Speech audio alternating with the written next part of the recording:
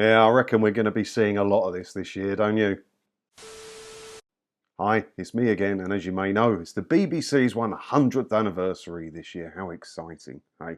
And there's going to be loads of BBC supported names coming out of the woodwork and offering their support for the BBC. I've got two here. Look at this. David Tennant and Stephen Merchant voiced support for the BBC. Yeah, two big BBC names where the BBC gave them a lot of money for working for them. And they're supporting the BBC. Funny that. It's funny how that works, isn't it? You wouldn't think they would support the BBC, would you? The former Doctor Who star has thrown his support behind the licence fee funded corporation as he believes it is one of the few things that gives our nation the distinctive voice that it once enjoyed. Well, the key part of that stands out to me is the bit where he says a distinctive voice that our country once enjoyed. Yeah, we once did enjoy that. The BBC was once a distinctive voice. It was a leading light in the world of media. But it's not now, is it? It's not. Many people don't trust the news. Loads of people don't agree, more people than ever don't agree with the TV licence fee. And people are tuning out of the BBC, partly because a lot of the new shows they're making are terrible, partly because some of the shows they did have, they've changed and have now made them terrible and people don't like them. And also because the world of media has moved on and people just aren't watching as much broadcast TV as they used to. The BBC is old-fashioned and he's trying to throw his hat in the ring to support the BBC, but he's kicked himself in the face a little bit there, isn't he? A distinctive voice that it once enjoyed. To me, the BBC is one of the few things that gives our nation the distinctive voice that it once enjoyed. It's something that we have to cling on to with white knuckles to preserve. Yeah, you can't just cling on to something because it was once upon a time good. If that was the case, I'd still be married to the ex-wife, wouldn't I? And I'm bloody glad I'm not. You can't just cling on to something because it was once good.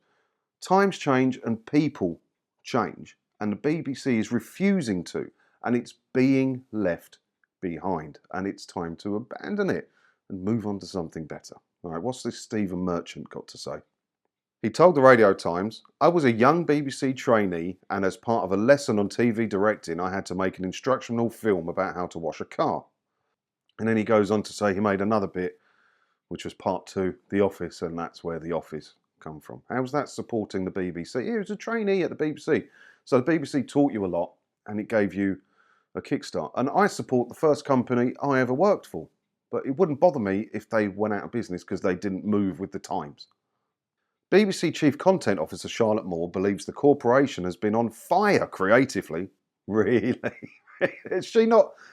She's talking to the Radio Times, right? So maybe have a look at the BBC schedules in the Radio Times and tell me how on fire they are. They're on fire with repeats. They're rinsing the repeats all the time. But are they on fire with cancelling Mock the Week? Which I didn't think would garner so much support from the public, but it's like 30,000 signatures on that blooming petition now.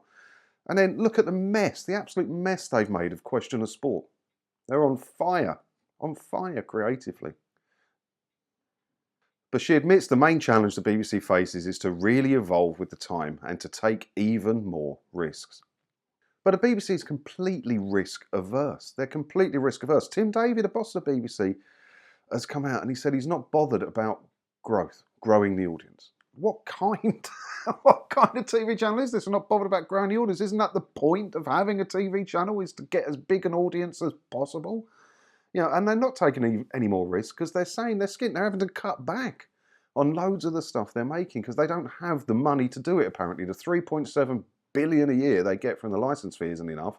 The billion a year they turn over just from BBC Studios isn't enough. They don't have enough money to do it. Whereas someone like ITV or Channel 4 are making really good and some really good innovative stuff and are taking risks with nowhere near the budget the BBC has. So what is the BBC's excuse for failing recently? There can only be one reason they're failing, and it's the funding model. The funding model means they don't have to try hard. Because they don't, they're just being gifted money. ITV and Channel 4 have to try hard. They have to innovate, they have to try new things that other people or other channels wouldn't try.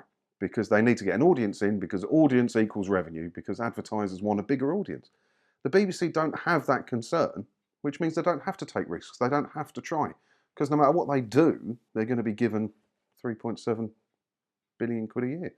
The best way to celebrate the BBC's 100th anniversary would be to cancel the TV licence fee and let them stand on their own 2 feet, and they would be better for it.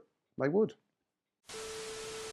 Now, the problem is with the turmoil in the government and everything, the Culture and Media Secretary, whoever that's going to be next week or the week after or the week after that, they can't get the job done because they're not going to have long enough in the job to get the job done. And if this drags on till what, 2025, the BBC can say, look, there's no way we can possibly make changes to how we're funded in 2 years till the 2027 charter runs out. So we'll have to have an extension, won't we? And they will get it. There will be another 10 years after 2027 of the TV licence fee. It will happen. It will happen. I'm sure of it. But it's not the worst thing in the world because you can opt out of it. It's an opt-out system at the minute, isn't it? If they change it into a tax or something, how are you going to opt out of that? So, but we're in an interesting time with it all, and it's interesting to see what's going to happen. But the more people that speak out with support of it, we're just waiting for the government people to speak out with support of it, but they're probably a bit distracted at the minute, aren't they? I don't know. Let me know what you think about this down in the comments below. And as always, thanks for watching. And don't forget to hit the subscribe button if you haven't already, because that way, hopefully, I'll see you in another video again soon. Ta-da.